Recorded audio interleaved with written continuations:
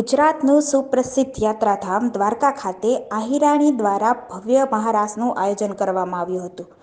આ મહારાસમાં online registration કરી 37,000થી વધુ આહિર સમાજની મહિલાઓ તેના પરંપરાગત પહેરવેશ ધારણ કરી ભગવાન શ્રી કૃષ્ણ સમર્પિત મહારાસ રમી ઇતિહાસ રચ્યો હતો. યાત્રાધામ દ્વારકા ખાતે ભગવાન શ્રી કૃષ્ણના વંશજો એ પોતાના ઈષ્ટદેવ માટે એક લોહિયા આહિર સૂત્રને સાર્થક કરતા સમગ્ર સમાજ એક સ્થળે એકઠો થયો હતો. દ્વારકાના નંદધામ ખાતે ગ્રાઉન્ડમાં આહિર સમાજની બહેનોએ મહારાસ રમ્યો હતો.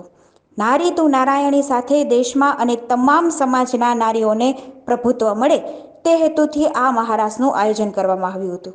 આ સાથે જ આહિર સમાજ દ્વારા દ્વારકા ખાતે આવેલ નંદધામ ખાતે સમસ્ત આહિર સમાજ દ્વારા ભવ્ય ભજન અને ભોજનનું પણ ભવ્ય આયોજન કરવામાં આવ્યું હતું. આજે દ્વારકાધીશના સાનિધ્યમાં 37,000 આહિરાણીઓને રજીસ્ટ્રેશન કર્યું હતું, પણ હું માનું છું ત્યાં સુધી 37,000 નહીં પણ 50,000 થી 60,000 આહિરાણીઓએ આજે ભાગ લીધો છે. અને દ્વારકાધીશની દયાથી બધી બહેનોએ પોતાના પરંપરાગત કપડામાં, ટ્રેડિશનલ કપડામાં, જો આપ જોઈ રહ્યા છો, તમામે પોતાનો આગવી ઓળખ એટલે કે આહિર સમાજની ઓળખ જે ટ્રેડિશનલ કપડા ઉપરથી આપણે કહી શકીએ, વિશ્વમાં પણ આ કપડાં પહેરીને જાય તો કોઈ પણ વ્યક્તિ એવું માની લે કે આહિર જ છે એમ.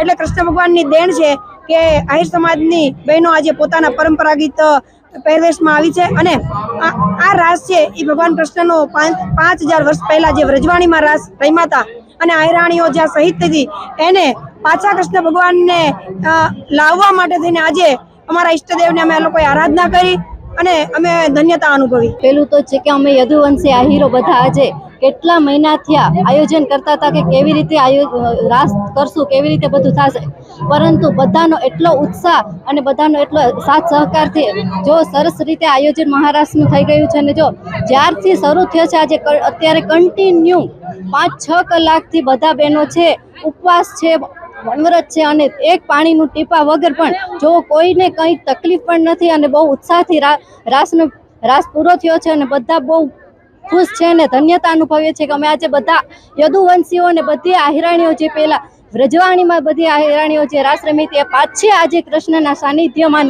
અમે યદુવંશીમાં જે જન્મે છે તો અમને ખૂબ ખૂબ ધન્યતા અનુભવીએ છીએ.